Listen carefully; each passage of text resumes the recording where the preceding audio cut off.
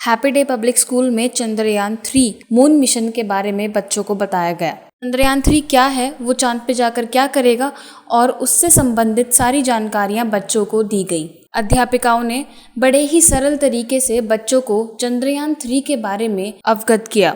चंद्रयान 3 कब लॉन्च हुआ, चंद्रयान 3 चांद पर कब लैंड होगा, वहां तक कैसे पहुंचेगा और किस तरह वो वहां से इंफॉर्मेशन अर्थ पर भेजेगा, इन सब की जानकारी बड़े ही सरल तरीके से बच्चों को दी गई।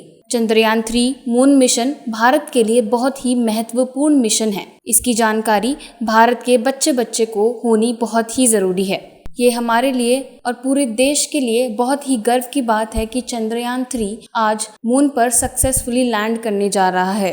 Good morning students. आप लोगों ने अपने टीवी पर चंद्रयान 3 के बारे में देखा था न्यूज़? आप लोगों को पता है चंद्रयान क्या होता है?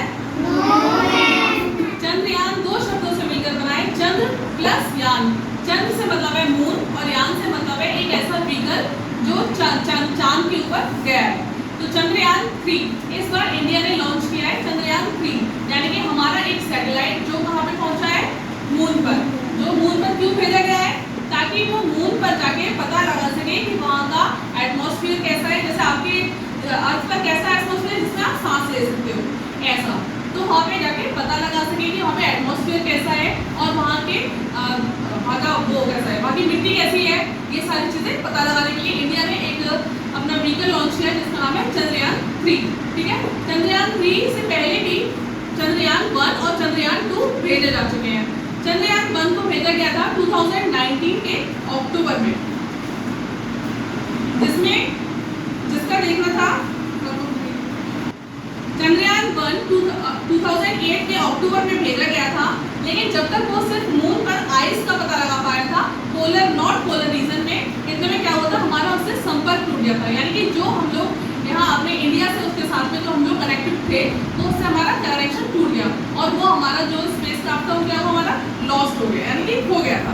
उसके बाद हमारा 2019 में इसरो ने भेजा चंद्रयान 2, जो कि कितने का था, जैसे 870 करोड़ का। उसने लगभग 3,84,400 किलोमीटर कवर कर लिए थे। लेकिन ड्यू टू टेक्निकल ग्लिच यानी कनेक्टिविटी टूटने की वजह से वो सिर्फ 1/2 किलोमीटर पहले ही मून पर पहुंचने से क्या हुआ, क्रैश हो गया। उसके बाद अब जाके इंडिया ने 14 जुलाई 2023 में चंद्रयान 3 को भेजा है, जिसकी कीमत सिर्फ 617 करोड़ रुपीस है। जिसके इसरो जो स्पेस क्राफ्ट जाता है वो कहाँ से जाता है, हमारी एक ऑर्गेनाइजेशन है जिसका नाम क्या है, ISRO, ISRO, Indian space research organisation. ये वो ऑर्गेनाइजेशन है जो सारे स्पेस में जितनी भी सैटेलाइट्स और जितनी भी रिसर्च होती है वो आपकी यही ऑर्गेनाइजेशन करती है। इसमें जो भी है वो सब साइंटिस्ट हैं। इनके चीफ का नाम है S सोमनाथ और चंद्रयान 3 प्रोजेक्ट के जो डायरेक्टर हैं उनका नाम है P वीरामुथुवैल। ये इस बार ये जो आपका चंद्रयान 14 जुलाई 2023 को पहुंचा था चंद्रयान पे, और आज जो न्यूज़ आ रही है, आज न्यूज़ इसलिए आ रही है क्योंकि अब हमने उस चंद्रयान को क्या किया है, चंद्रयान को भेजा है हमने नॉर्थ रीजन से, जहाँ पे वो लैंड हुआ था, यानी कि जहाँ पहुंचा था। अब वो वहाँ से कहाँ जा रहा है, साउथ रीजन में। और साउथ रीजन में क्यों जा रहा है, क्योंकि साउथ रीजन एक ऐसा रीजन है जो हमें हमारी अर्थ से नहीं दिखता है। जो हम चांद देखते हैं अपना, अर्थ से देखते हो आप लोग चांद, चांद का हम लोगों को जो हिस्सा दिखता है और उसके जो पीछे छुपा हुआ हिस्सा है वो लगभग 41% है। 41% ऐसा हिस्सा है चांद का जो हम नहीं देख पाते हैं। उस हिस्से में बहुत बड़े बड़े क्रेटर्स हैं। क्रेटर्स क्या होते हैं, बहुत बड़े गड्ढे। कभी आप लोगों ने चांद को देखा होगा, जब फुल मून होता है उसमें आपको कुछ कुछ ब्लैक ब्लैक स्पॉट्स दिखते हैं, तो वही है ना क्रेटर्स। क्रेटर्स का मतलब होता है बड़े बड़े गड्ढे, पथरीले गड्ढे। उन क्रेटर्स की स्टडी करने के लिए हमने चंद्रयान 3 को भेजा है, क्योंकि हमारे वैज्ञानिकों का मानना है कि चांद पर जो क्रेटर्स हैं उनके अंदर हो सकता है 1000 ऑफ मिलियन वाटर हो, मीथेन हो, सोडियम हो, सिल्वर हो और ऐसे बहुत सारे रिसोर्सेज हो सकती हैं जो आगे चल के हमारे इंडिया के काम आ सकती हैं। लेकिन ऐसा नहीं है, आप लोग सोच रहे हो कि तो इंडिया ने भेजा है, लेकिन इंडिया से पहले भी बहुत सारे ऐसे देश हैं जो भेज चुके हैं। जो सबसे पहला देश था वो कौन सा था, वो USSR था, जिन्होंने लगभग अपना जो वो मून था 2। उसके 10 साल बाद अमेरिका ने अपना मून पर अपना सैटेलाइट भेजा जिसका नाम था अपोलो 11 मिशन। अभी तक इंडिया से पहले सिर्फ 3 कंट्री हुए हैं जिन्होंने अपने सैटेलाइट मून पर भेजे हैं, जिसमें अमेरिका, रशिया और चाइना। और इंडिया कौन सा बना है? 4th कंट्री जिसने अपना सैटेलाइट भेजा है। आप लोगों को पता है सैटेलाइट कैसे भेजा जाता है? टीवी पर देखा आपने, एक रॉकेट लॉन्च हुआ था। तो रॉकेट जो होता है, रॉकेट के अंदर होता है आपका सैटेलाइट, और सैटेलाइट के 3 हिस्से होते हैं, ऑर्बिटर, लैंडर और रोवर। ये 3 हिस्सों में 3 हिस्सों का 3 अलग अलग काम है। पहला है ऑर्बिटर। ऑर्बिटर क्या करता है? ऑर्बिटर जैसे मून की ऑर्बिट में पहुंचता है, यानी कि मून के आसपास पहुंचता है, तो उसकी परिक्रमा करना स्टार्ट कर देता है, यानी कि उसके आसपास का मौसम कैसा है, कैसी ग्रेविटी है, सब पता लगाना शुरू कर देता है। लैंडर क्या होता है? जो लैंड हो गया, यानी कि जो उसके ऊपर उतर गया, उसका नाम है इस बार विक्रम। वो उसके ऊपर लैंड हो गया। लैंडर में से निकलेगा एक रोवर। रोवर जो आप लोगों ने देखा होगा, एक 4 या 5 लेग्स का एक रोबोट जैसा होता है जो आगे चलता जाता है गड्ढे वगैरह से बचते हुए। वो क्या करता है? वो वहाँ पे जाकर, उसका नाम इस बार है प्रज्ञान, रोवर का नाम है प्रज्ञान, और वो उसके सरफेस पर जाकर क्या करेगा?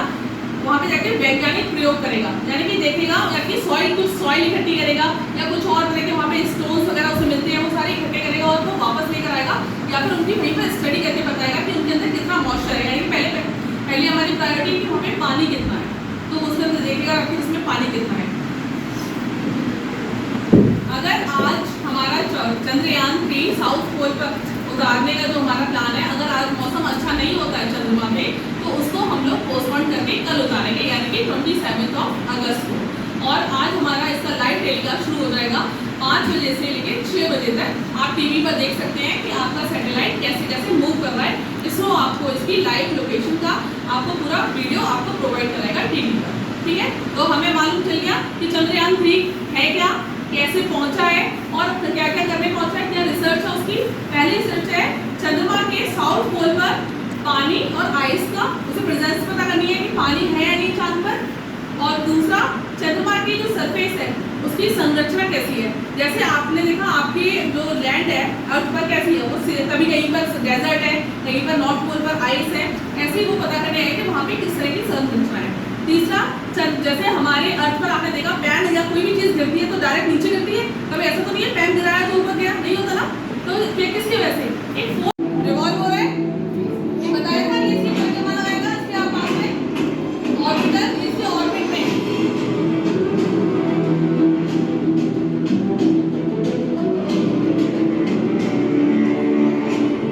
ये होती है बेटा ऑर्बिट, इसके आसपास चक्कर लगाने को उसकी ऑर्बिट कहते हैं।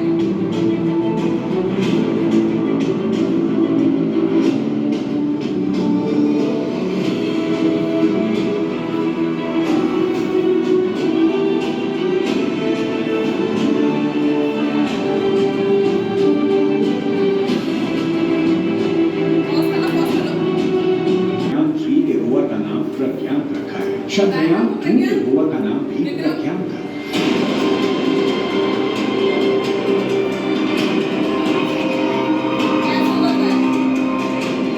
ये मून है, मून में ये हमारा सैटेलाइट, ये रोवर, इसमें से क्या निकला?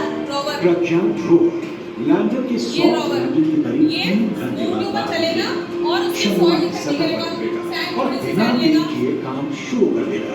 रोवर चंद्रमा से जुड़ी वैज्ञानिक गतिविधियों को अंजाम देने वाला है। वहीं विक्रम लैंडर चांद के उस हिस्से में खड़ा रहेगा जहां सूरज की किरणें पहुंचेंगी। रोवर और लैंडर लगातार 14 दिनों तक ये आपको दिख रहा है, ये बेटा ये वाला सरफेस और वो ये विक्रम से अलग होकर के वो कुछ दूर चलेगा, वो 40